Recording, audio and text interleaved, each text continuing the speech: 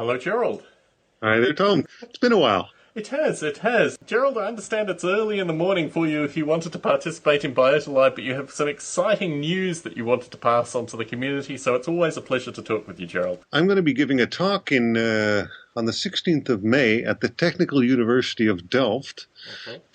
to a class full of people studying biomechanics. Ooh. And what do I know about biomechanics? Not very much, but apparently from there's an interest, sort of a slightly fringe interest from that discipline in the idea of tensegrity. Uh-huh. Because, of course, at one point, a few years back at least, Donald Ingber wrote some papers about the role of tensegrity possibly in the cell cytoplasm, and there are a number of people who think in terms of tensegrity for explaining how sort of how the body works and things like that, and also.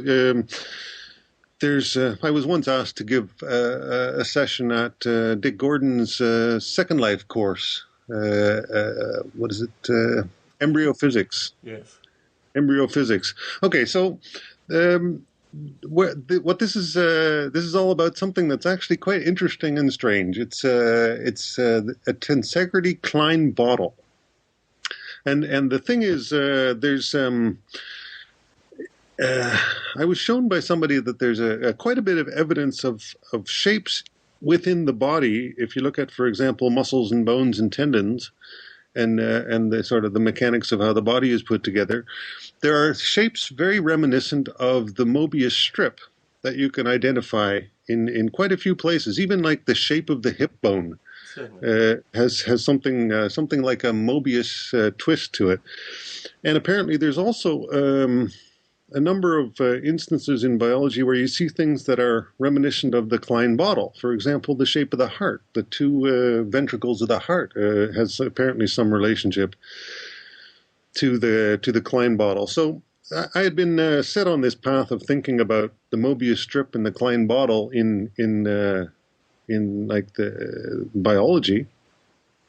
And since I've been playing with tensegrity and building Snelson towers, using tensegrity, I generalized that algorithm so that I could create sort of arbitrarily sized tubes, and then once you can create a sort of a tube that has its own integrity from in the walls itself, so it just sort of you can grow a tube. There's then the opportunity to connect the top circle to the bottom circle of the cylinder in such a way that it topologically resembles the Klein bottle. All you basically do is if you take the top circle and the bottom circle and you unify the two, in fact, but before you do the unification, you flip one over so that it connects in an opposite way. The whole term tensegrity seems to stem from an idiom, basically, which can be described in a number of different ways. But I can give a little rundown of tensegrity where it came from. It was invented in the 60s by a guy called Ken Snelson, who was an artist, and at the time he was working with Buckminster Fuller, and he didn't really give it a name as such, and Fuller did. So Fuller came up with the word tensegrity as to mean tensional integrity. So in other words, the structure gets its integrity from the tension and not so much from the compression. And so that's what the sort of the main idea is. And Fuller elaborated quite extensively on what you might call the metaphysics of tensegrity, like what it kind of means. And Snelson continued on for years, making all sorts of sculptures out of tensegrity. And the main thing to keep in mind to understand what it is you've got the things that do the pushing in the structure are all locally operative. They don't touch each other. So you've got basically this network of tension, and it occupies space because there are compression elements, there are pushing elements like bars in the structure, but these bars don't touch each other. They're all hanging in the tension. So that's the interesting thing about it. you can build a tower like this, and I have one in at my office that I built myself, fairly painstakingly, and it's just something that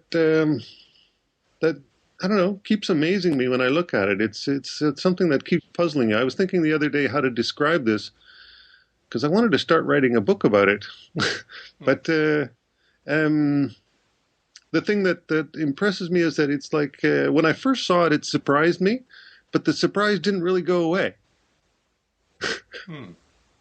It's like every time I look at it, it still surprises me that it actually stands up when all the bar elements, all the elements that are capable of pushing, in contrast to the others, which are cables, they can only pull. That all these compression elements are sort of floating around in space, suspended in tension.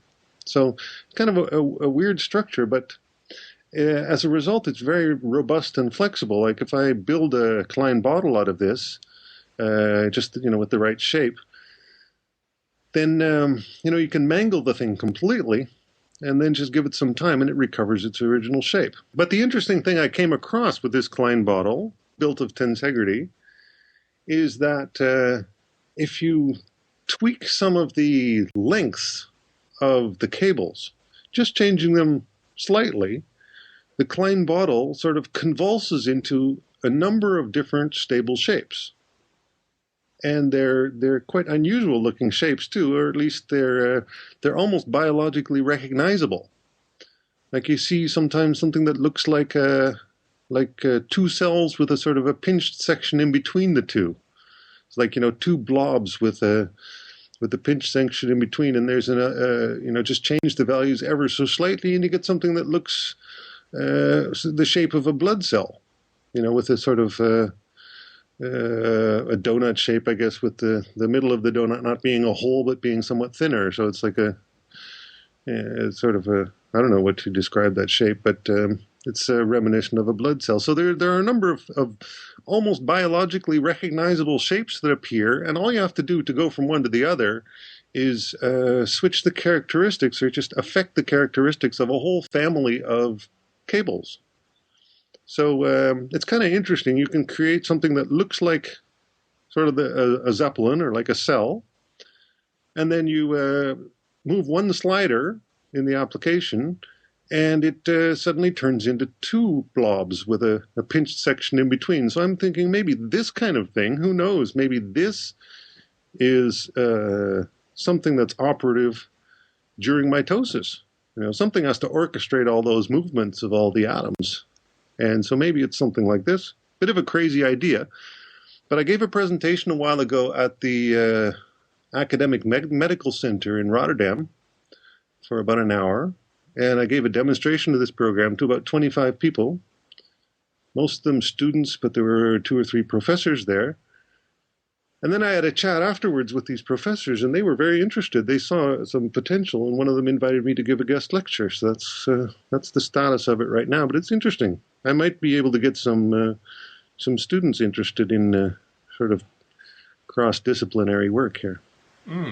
It is interesting that you describe the, not necessarily the frustration, but the idea of actually presenting this in a book format, because it's so visually intensive, and this really returns to a kind of common theme that seems to be ebbing and flowing through the artificial life community associated with the need for a better or more holistic mathematics. And this seems to be what you're describing. I mean, perhaps through my own indoctrination in physics, talking to you even very initially about tensegrities, I started seeing the vector tensor models and how they actually related. And you're right, the underlying mathematics associated with this is, well, it's not ideal for these kind of descriptions. Although it's interesting because when I studied physics, we were told not to use computers. We were pushed away from any kind of visual model associated with quantum mechanics in particular.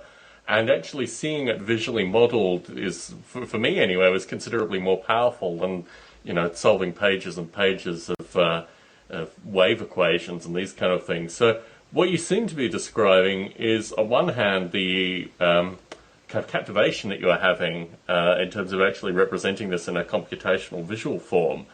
But then also, in terms of the interest of the kind of biological sciences, this is something that Dick Gordon talked about. He was following tensegrity and the biological sciences in publication.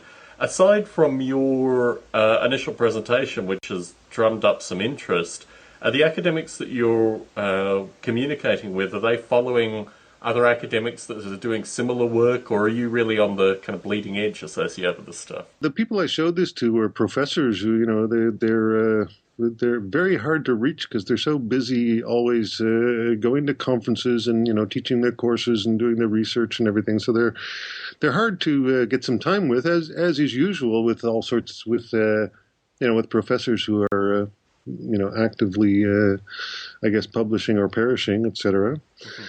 But they, as a result of their frenetic lifestyles in the academic world, they've pretty well seen everything that's out there. They always have a group of PhD students who are also, they can have them research in anything that as an advisor, you can get somebody to search through a whole mountain of literature for you and just come back and tell you what it was about. So they have their fingers on quite a few things. And when they were looking at my software, they were sort of going, "Wow, this has some potential." One of the professors said this has got about five PhDs in it.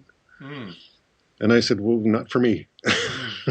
It is curious actually, Joe, because your stuff does lend itself very heavily to like further academic work, but you have always kind of shied away from that personally in some regard. Do you feel, I mean, I don't even know what one would call it. I'm an advisor of some description on Bruce's PhD thesis. I think I'm the schmuck advisor, the one that just has to read things at random times and things like that. But do you foresee the potential, if you're not interested in doing your own academic work, that you could have people who were doing PhDs on this kind of stuff that would come to you as some advisory role? I mean, do you see that happening in the future? Yeah, well, that's kind of what these professors were suggesting, that somebody else might pick it up and and with some assistance from me. They were also suggesting that there might be a potential for some grants for this sort of thing, which would be supremely cool. It's more of a life situation thing that keeps me from exploring this stuff in depth in an academic context. I mean, on the one hand, a PhD on this subject, probably the biggest problem would be to find in what kind of discipline would be appropriate. Because it kind of it reaches into a number of things, and the moment I start working on one, another one appears. Like for example, I wouldn't have thought a year or two ago that I would be getting so much interest from people in the biology discipline.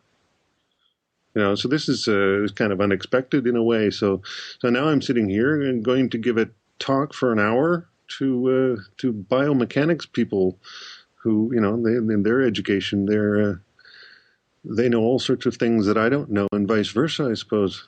So it's probably just a guest lecture to get them thinking. And one of the things about the software that I write is that you can get your fingers on it and really sort of interactively play around with this stuff.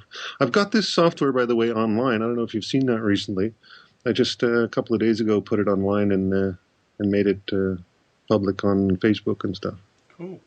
I'm thinking about tensegrities, and they seem to be a good approximation of pressure deltas, which you would see within cells anyway. I'm just thinking about the role of tensegrity in terms of really abbreviating some of these elements that would exist in single-celled organisms and these kind of environments where you are. Yeah.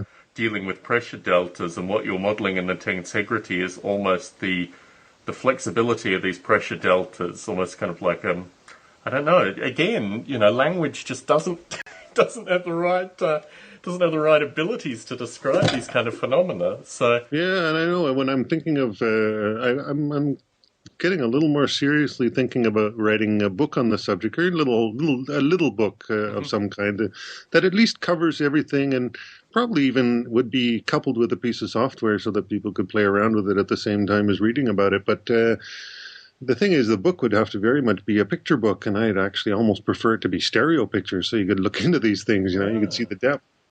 But that would be a tricky business. I mean, this is not very, that kind of thing is not really all that accessible in published paper form. And it's kind of, there's got to be some way to put some of it in the book and make the rest of it available in another way or something like that. But it's interesting that the biologists are interested in looking in this, because in a way, you can think of tensegrity as just a way of decomposing forces, to puzzle out what the different forces are internally. I mean, if a cell has any kind of integrity and, it acts some sort of like some sort of a stiff gel or something like that, then you can pretty well conclude that there's some tension forces keeping it intact. And, the thing I've always been puzzled about is searching for where the compression comes from in the cell. If tensegrity is one of the operative principles of keeping the cell cytoskeleton intact and having the shape it has and everything, then you can always imagine, inside the cell that there would be sort of strands of some polymer or whatever that stretch across and maintain the tension.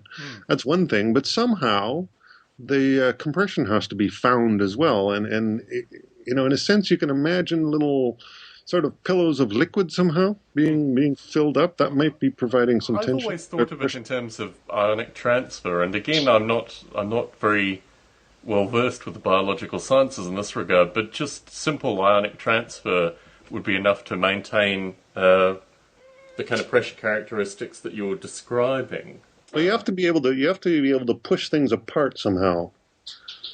Yes.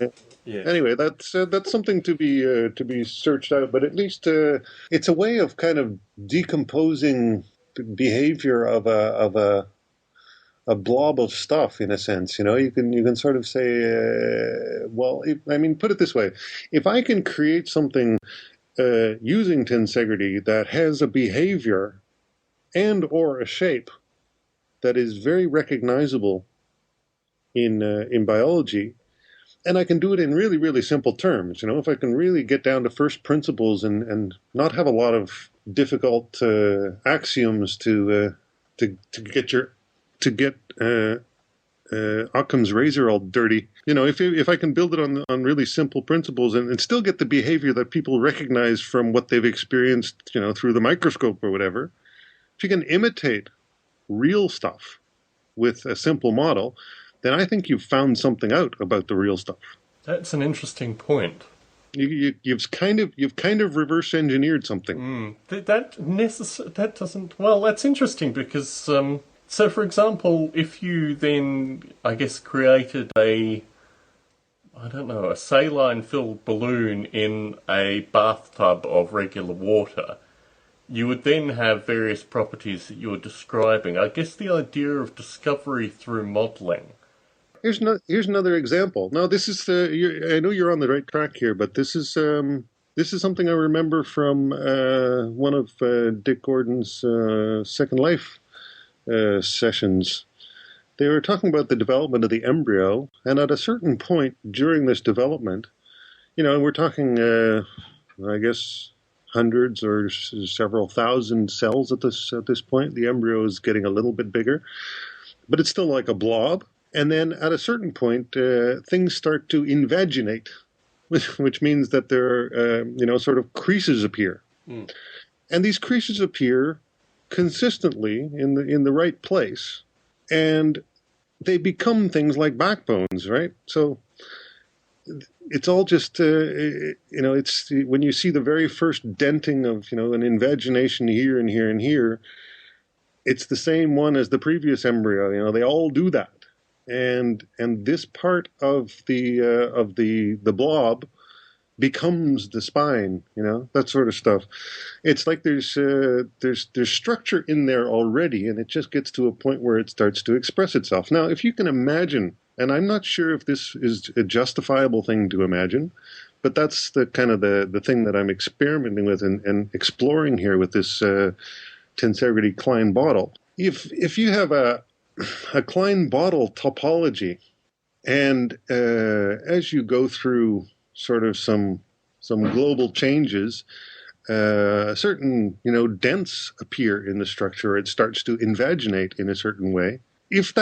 If the way it's doing that somehow resembles what happens in an embryo, then I'm thinking, wait, we might have found something here. Maybe the embryo starts as a Klein bottle shape, which is kind of weird because the Klein bottle. Have you ever looked it up? I haven't visually I can. It's really easy to look up. If listeners, or if you want to look it up right now, all you have to do is go to images.google.com and type in Klein bottle. You get about 1 million different visualizations of it. It's a weird thing, It's a puzzling thing, just like the Mobius strip is, only it's 3-dimensional. The weird thing about it is it's got a twist in it that makes it sort of wrong. There's like this anomaly in it, but then that anomaly seems to be the source of a whole bunch of diverse, convulsing into some diverse shapes because of the anomaly. It's kind of weird. It's like you just create something and then fold it up in a certain way, and as a result, it can take on a number of interesting forms because of this illegitimate twist you've given it, which turns it into a Klein bottle. And because in my model things can interpenetrate each other, I don't have any trouble with walls passing through each other and stuff. And in biology, I can imagine as well that there could potentially be sort of membranes, or at least networks that interpenetrate. You can imagine a sort of a network of stringy things interpenetrating with another one at a certain angle, and not having too much trouble with each other because they just sort of they intermesh. Weird stuff, but who knows? Maybe somebody in this biomechanics stuff will see my work and say, "Hey, I see something that I recognize," which of course I wouldn't see because I'm not well versed in what they work with. So it's a nice little potential interdisciplinary jump here, Spark. Very good, very good. This is an ongoing project. In terms of the fluidium stuff, is this working into fluidium, or is this something that you're doing in parallel? No, well, I'm getting itchy again to do something that I did a good number of years ago, and I don't know if I mentioned this to you before, but my very first work on this stuff, I essentially used it to learn a programming language. I learned Java by doing this stuff. It provides just the right number of interesting challenges because you're dealing with a network of things. It's not just a tree of things; it's a network. So there's interesting relationships to be dealt with, and so way back in the day, in like 97 or so, 96, I wrote my very first version of this geometry stuff, which led to Darwin at Home and everything else. In a sense, in the train on the way back and forth to work, and in a sense to learn the language of Java. So, and now I'm having an itch to do the same thing again because a new language has come out that is, I think, so incredibly appropriate for this sort of stuff that I don't want to miss it, and that is Scala. I'm working already. I've got a project started, but I think I'm going to take it more seriously now, and that is, and I'm sure you can recognize this word, rewrite.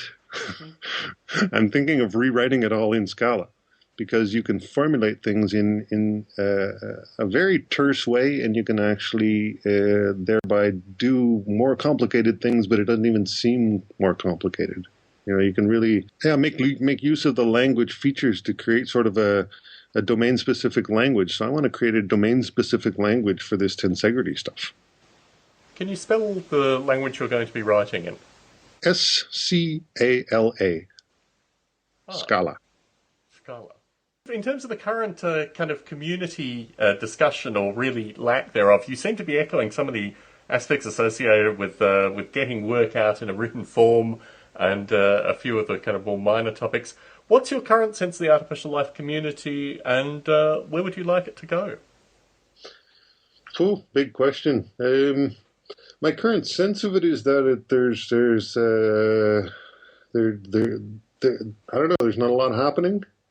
I don't know. It's to me. There's. I've always had this difficulty um, putting it all into sort of one category because it seems that the things that people do are so diverse and different from each other. So it's hard to sort of categorize it into one discipline. For example, the difference between what the stuff that you've done and the stuff that I've done. If you want to sort of um, you know classify it really quickly, is you've been busy with the sort of the social and the interactions among individuals, and my interest has always been in developing the body of an individual, like using evolution for that purpose.